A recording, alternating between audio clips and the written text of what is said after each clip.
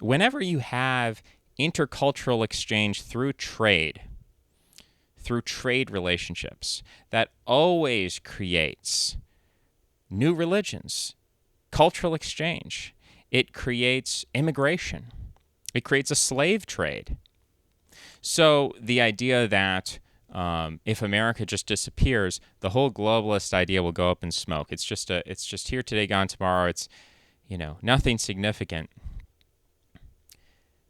Well, it's either going to be a total collapse in that no one has globalism, or it's going to be China taking up the mantle of America and saying we're going to be the new global empire. We're going to start exporting Chinese values and importing foreign values and creating the same kind of dynamic. I view this as an inescapable logic. You can't get around it. And every empire in history was subject to it. So you either have an empire with this dynamic, or the empire breaks up and is destroyed and you create a power vacuum. But the interesting thing about imperial power vacuums is they tend to be filled.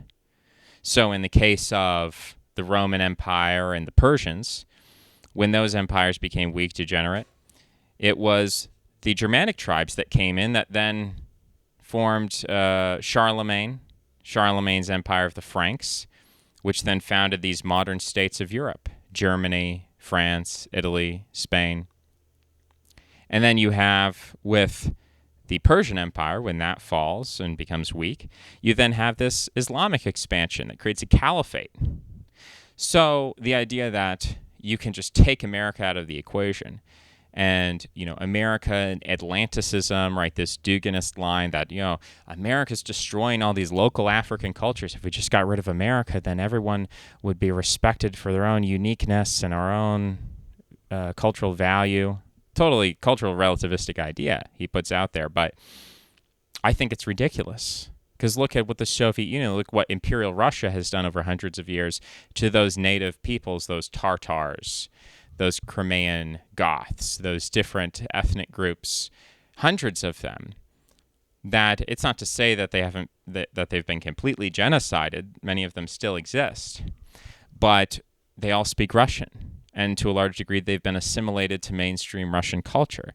So that imperial effect, that globalizing effect, you can say it's just the responsibility of the West. The West invented it, and without the West, if we just eliminate the Western world, the rest of the world will be happy. I mean, it's a totally third worldist idea. It's an inversion of Western chauvinism. It's a complete, it's moralizing in the sense that you're suggesting that all the bad things that the West does is just a product of some kind of unique Western degeneracy, that everyone else is natural and normal and good and traditional and nationalistic, and the West is the inventor of liberalism. No, we just did liberalism the best. We did imperialism the best. We did globalism the best. And that's why we're the best liberals, is because we've pursued it farther and with more advancement and with more progress and more technique than anyone else. Right? That's why the West invented liberalism, because the West is really good at it. Because the West is very capable at it. Not because there's something uniquely morally bad or evil or perverse about the West. The Faustian spirit is not about the Western man just being fallen and evil. It's about the Western man having a will to power, having a desire to conquer, to expand, to explore, to discover, in a way that other countries, other cultures may just not care. The Chinese burned the fleets. Chinese Navy had the idea of exploring the world, and they said, oh, that's scary, let's burn the fleets. So that's the story of China, historically speaking. Who knows what the future will have? Maybe the Chinese will escape that petty nationalism. Maybe they will become a global imperial power. Maybe they won't. But what I'm trying to communicate here is that you can't pick and choose the things that you like about globalism. You can't just say, well, I love the economic aspects. I love the iPhone. I love this. I love that. And therefore, let's keep those things, but let's get rid of the immigration. Let's get rid of the cultural mixing. Let's get rid of the alienation. Because there are winners and losers. There are benefits and there are consequences. And they're all together. And you either accept it as a package and try to manage it the best you can. I think that's really all you can do. Or you have to reject it entirely, which to me is a false rejection. Because you may say, well, I don't want America to be the globalist police. I'm with Ron Paul. I say we should care about ourselves. We should defend our southern border. Let's stop getting involved in foreign entanglements. But the issue is when we step away, someone else steps in. That's what happened between the Romans and the Germanic tribes. That's what happened between the Persian Empire and the Caliphate, is that when you step away, someone else steps into that vacuum. And then you have to ask yourself, are you going to be that guy who runs away from this global problem? Or are you going to participate? Are you going to lead? Are you going to take responsibility and take up the mantle and say, this is the way it's going to be. Here's how we're going to manage it. Here are the problems. Here are the solutions. You know, that question of demographic populism, demographic elitism, to me, is about is your morality structured around making the average person feel good first and then caring about, you know, these really big civilizational questions? Or do you put global empire first? Do you put progress first? Do you put civilization first? And then say, we're going to take care of people within that frame, you know, whatever. We're going to put global trade first. We're going to put technology first. We're going to put all of that first. And then whatever we can do for the average person, we'll see what we can do. But that's secondary. The first is primary. The first is necessary. The secondary is a luxury. You know, look at any state throughout history. Most of them were approximately feudal. Most ancient states prior to modern liberalism were feudal, meaning that there was very little technology to speak of compared to industrial economies. And 99% of people, maybe less than that, maybe 90%, but vast majority of people are engaged in manual labor doing agriculture. Why are they doing agriculture? Because people need to eat. That's the most basic possible technology, is getting food so people have enough calories so that they can reproduce. Without that, you can't have anything. So these feudal economies, if you look at the aristocracy, the ruling class, the nobility, are they saying, well, our first job is to make people happy and to make people comfortable? Or are they saying, no, the first rule is that people need to obey authority. And the first rule is that they need to be productive in the fields. And the first rule is that they need to be able to feed themselves and produce enough surplus food that they can feed the aristocracy who don't farm the land. And then whatever's left over, sure, yeah, give them comforts, give them niceties and so on, whatever's left over. Have a feast day or something like that. But throughout history, economic necessity trumps whatever kind of comfort can be afforded to people. You know, and when you reverse that relationship, when you say, no, we don't need technology, we don't need economic necessity, we don't need a global military, we don't need any of these things. What we need is for people to feel comfortable in their culture, comfortable in their religion, comfortable in their language. We need to make people feel like they have an identity again. We need to make people feel like they have safe neighborhoods and high social trust. And if we put these social goods, these psychological comforts first, and then put imperial necessities second, well, that may work in the short term, but isn't that just another version of burning through the grain silos?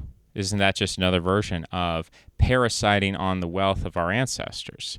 Because everything that we have today, Manifest Destiny, the Puritans sailing across the ocean, the British Empire, the wars of religion, all of those things that happened to bring us to where we are today in America, to make America what it is.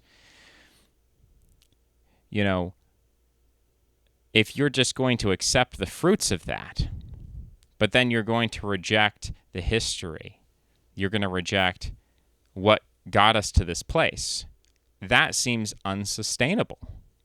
And I don't think most people are either willing to accept the consequences of life without globalization, or alternatively, I don't even think it's a choice. I don't even think it's to say, well, you know, if we went back to an agrarian economy, most people wouldn't be willing to farm the land. You know, that may be true to an extent. Maybe some people would rather starve or just cry in the fetal position than go out and work the land. But I don't even think it's a choice. I think at this point in our history, the vast majority of people are not just physically incompetent, not intellectually incompetent, but they're psychologically incompetent because they don't want to do what's best for themselves. They don't want to help themselves. Most people are self-destructive, self-denying. They are self-isolating, self-alienating, self-distracting. Most people are self-destructive. They are not living their best lives. They are not living lives to benefit themselves. They're filled with shame. They're filled with guilt. And you can blame whoever you want on that one. You can blame the government. You can blame globalism. You can blame religion, whatever scapegoat you want. But I'm just saying these are the facts on the ground, is that the idea that we're going to go back to a traditional economy, traditionalism means feudalism. It's not just that most people wouldn't enjoy it. It's that most people are not capable of surviving under it. You look at pre-industrial infant mortality. Peasants were having a lot of kids. Peasant women were getting pregnant, but they were not bringing children to term, and if they were, those children were dying in childhood. There was very high infant mortality. The psychology that we have today, which is so anti-death, is so afraid of death, it's unimaginable that we could sustain that sort of thing. And you can say, well, we could have hospitals, we could have all these things, but you don't realize how complicated modern conveniences and medicines and techniques and industry and knowledge, the idea that we have doctors who go to school for 6 years, 8 years, do a residency, the ability that we have to allow people to spend all that time just learning from books, just training and practicing before they ever actually go out into the field. The idea that we have all these standards and testing and regulations, all this is normalized. But the idea that you can sustain something like that in a world where things are much more difficult, I think it's overly optimistic. I don't think people have thought this through of what are the consequences and what does the future look like if you give up on America, you give up on the West, you give up, frankly, on liberalism. There are a lot of problems, and I'm not saying those problems shouldn't be called out and dealt with seriously, that they should just be ignored. But it is to say that I see so many young men just saying, I hate America. I hate the West. I hate liberalism. I hate globalism. I like China. I like Russia. Russia's my friend. China's my friend. I love Xi. I love Putin. I think we need to go back to traditional Catholicism. I think we need to go back to the conservatism of the 1500s or something. This reactionary nationalism, I don't think it's serious. I don't think it's realistic. If you want to talk about what is practical, I think it is psychologically motivated by resentment. And it's an emotional motivation that says, rather than build myself up, rather than create the kind of community I'd like to live in, I am going to cheer on the enemy from the sidelines. I see it with sports fans, right? I see it with people who are obese, who are overweight, who are out of shape, who are sitting on the couch, and they're screaming for some sports team. They're screaming on some, and it's like, I have to ask myself, what if you took 1 ounce of that energy and you went for a walk or a run, or you went to the gym, or you did some exercise? You took 1% of that energy and enthusiasm and you put it into your own health, into your own ability to compete and to be one with your body. But they are vicariously projecting that energy, which is ultimately their vitality, their life force. They're projecting it vicariously onto some sports team of people who may have not even been born in the country, or born in a different part of the country, or born in a completely different culture, who have nothing in common with them, who, if they met them, you wouldn't want them dating their daughters. I mean, this is such a interesting phenomenon to look at in terms of sports, but I think it's come to politics. And it's not just the right wing who's cheering on the destruction of the country. You've had this with the left for a long time, that they cheered on the Soviet Union, that they wanted to dissolve all the institutions, that they wanted to see the Vietnamese, the Viet Cong, they were cheering them on against the Americans. So it's not just the right wing that does this. And there are internal factions within America and internationally that cheer on this polarization. They cheer on Americans hating America. The Soviet Union did it with the left, and now Russia and China seem to be doing it with the right. They seem to be cheering on the destruction of America, of our military, of our institutions. They take glee and they take pleasure in our distrust in our own institutions, in the implosion of our government, our society, our culture. This term accelerationism, which, maybe is adopted explicitly by a minority, but it just seems to be the logic driving polarization, is this idea that everything is wrong, everything is bad, and we should just hand over the keys to Putin, that China would do it better. It just seems really naive. It doesn't seem to be based in a positive, realistic assessment of what's going on in those countries. Have you ever been there? Have you ever traveled abroad? Or are you someone who grew up in a small town and has seen it demographically transformed?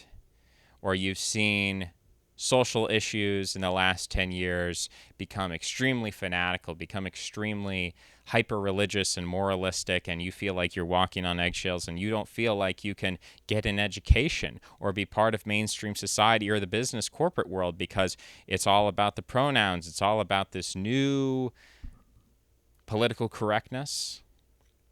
And rather than engage in that monster, which just seems overwhelming and impossible to defeat, you just say, well, if we can't fix this system, if this system's broken, if there's nothing we can do, then let's just turn it over to Russia, let's turn it over to China, let's start all over, let's collapse civilization, and then maybe we can build it back up again.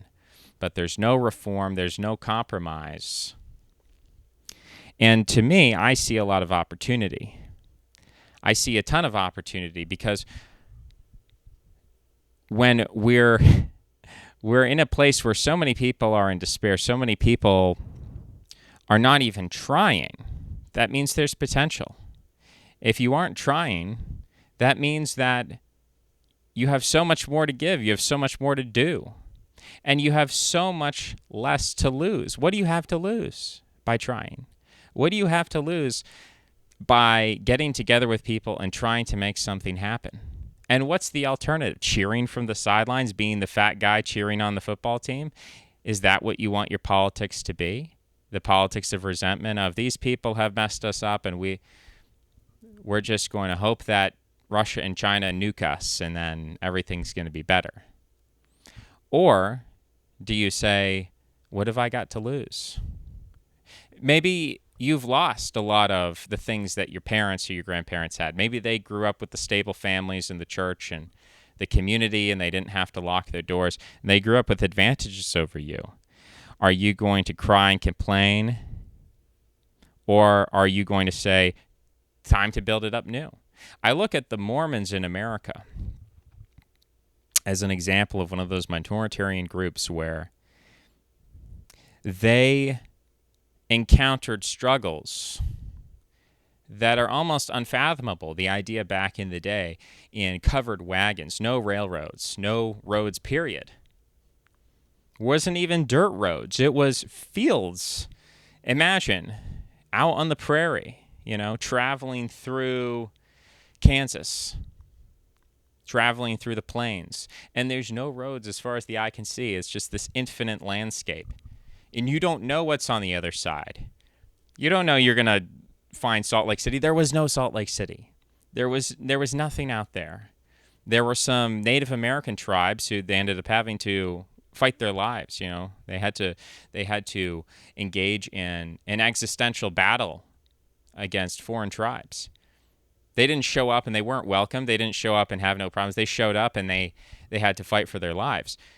After all of that, after just imagine you get in your horse and buggy with your wife and maybe some kids and you just set off because you believe in this prophet. You believe in this completely new religion no one's ever heard before. I mean, crazy idea, but they did it. They actually did it. They actually said, what do I have to lose? Because a lot of these people at the time were in a crisis of faith. I mean, Mormonism didn't come about because people were comfortable. It didn't come about because people were doing okay. It happened because in the early 19th century, as much of other parts of American history, there was a crisis of faith. What do we believe? What is our place in the world? What role does America have theologically? What's our destiny, our manifest destiny, this westward expansion? Who are we? Where do we belong? And they experimented with religion, and they were persecuted, and they were chased out of the South. They were chased out of different states, Missouri, New York. And instead of giving up, instead of saying, well, gosh, I grew up in New York, and now I'm being kicked out, or I guess I'll just give up. I guess I'll give up because my neighbors don't like me here and it's not working out. I guess I'll just go back to being a Baptist or an Episcopalian. Or did they say, no, I have a vision for a new world, for a new America, based in this ancient story of Nephi and Levi and all these, archaeologically questionable mythologies, but they believed in it so strongly that they said, we will go to the ends of the earth to establish a new kingdom, a new Zion.